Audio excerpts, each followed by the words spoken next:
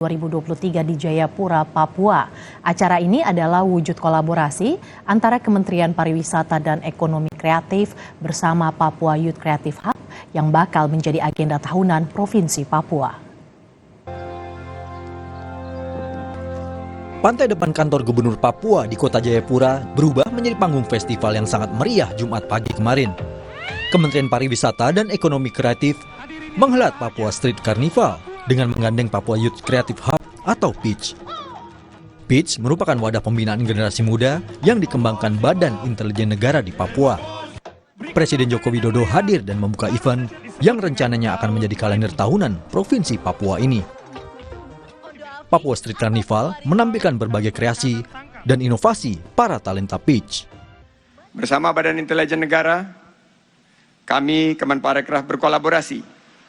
Papua Street Carnival ini adalah bentuk dari gercep Bapak Presiden, gerak cepat.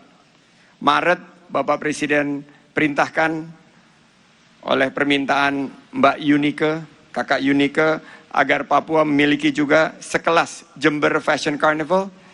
Dalam waktu 3 bulan, desainer-desainer kita menyiapkan acara ini. Dan tentunya sejak diresmikan PYCH, banyak event-event kreatif yang hadir.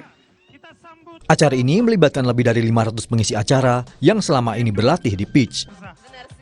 100 perahu hias dari kampung adat dan nelayan, serta diikuti ribuan UMKM kreatif binaan PYCH. Ada pula pawai Papua Street Carnival dengan kendaraan hias, parade kostum, serta hiburan marching band di Kota Jayapura. Di sela acara peresmian, Presiden Jokowi sempat meninjau stand pameran karya anak-anak muda PYCH. Presiden berinteraksi akrab dengan para talenta muda binaan BIN tersebut dan mengapresiasi kemajuan mereka. Saudara, Kompas yang